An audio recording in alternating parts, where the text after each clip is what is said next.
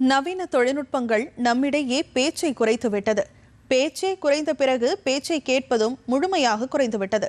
சேலத்தில் மக்களிடையே நற்சிந்தனைகளை வளர்க்கும் வகையில் 40 வருடங்களாக நடைபெற்று வரும் மார்கழி பெருவிழா தொடர் சொற்பொழிவு நிகழ்ச்சியில் ஆர்வத்துடன் பொதுமக்கள் பங்கேற்று வருகின்றனர்.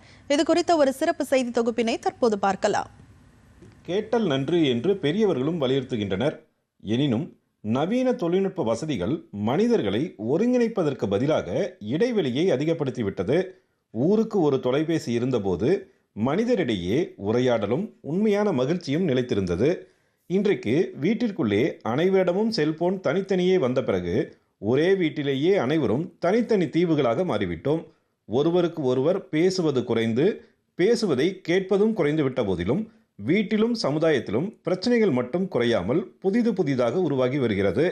இதுபோன்ற தனி மனித சிக்கல்களை, சமுதாய பிரச்சனைகளை சீர்தூக்கி பார்த்து தடுத்து நிறுத்தவும் தீர்வு காணவும் சேலம் மாவட்டம் அம்மாப்பேட்டை பகுதியில் மார்கழி மாதம் முழுவதும் நாள்தோறும் 2 மணி நேரத்திற்கு தொடர் சொற்பொழிவு நடத்தப்பட்டு வருகிறது. காலந்தோறும் வள்ளுவம், ஒரு இலக்கியம், வாழ்க்கையை வசந்தமாக்கும் வாக்கியங்கள், மாற்றம் என்பது மானிட தத்துவம், தசாவதாரம் என ஒவ்வொரு தலைப்புகளில் தமிழகத்தின் தலை சிறந்த பேச்சாளர்கள் இந்நிகழ்வில் கலந்து கொண்டு சொற்பொழிவாற்றி வருகின்றனர். இந்த தொடர் சொற்பொழிவு நிகழ்ச்சிகளில் அம்மாப்பேட்டை மற்றும் சுற்று வட்டார பகுதிகளைச் சேர்ந்த பொதுமக்கள் நாள் தவறாமல் குடும்பமாக வந்து பங்கேற்கின்றனர்.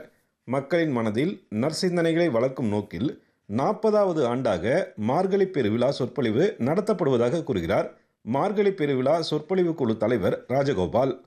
மார்கழி பெருவிழா 40 ஆண்டுகளாக தொடர்ந்து ஆன்மீக சொற்பொழிவும், இசையும், கல்வி, இலக்கியங்களும் நடத்தி கொண்டிருக்கின்றோம். இந்த நிகழ்விலே பெரியோர்களுக்கு எல்லாம் தெரிந்தாலும் வருங்கால சன்னதிகள் இளைஞர்களுக்கு ஒரு எடுத்துக்காட்டாக இந்த சமுதாயத்தை முன்னேற்றுவதற்காக இந்த நிகழ்வு நடந்து கொண்டிருக்கிறது. வருங்கால இளைஞர்கள் இதை கண்டு மனம் மாறி நல்ல ஒரு நெறியை பின்பற்றுவார்கள் என்ற ஒரு நோக்கத்திற்காக இந்த நிகழ்வு நடந்து கொண்டிருக்கிறது. 40 ஆண்டிலே இந்த நிகழ்ச்சியை கேட்டு பிரிந்த குடும்பங்கள் ஒன்று சேர்ந்திருக்கிறது. நிறைய பேர் குடிவழக்கத்தில் இருந்து விடுபட்டிருக்கிறார்கள் என்ற ஒரு அற்புதமான செய்தியை உங்களிடம் நான் தெரிவித்துக் கொள்கின்றேன். நாள்தோறும் பல்வேறு பணிகளுக்கு இடையிலும் குடும்பமாக பொதுமக்கள் இந்த சொற்பொழிவு நிகழ்ச்சியில் பங்கேற்று வருகின்றனர்.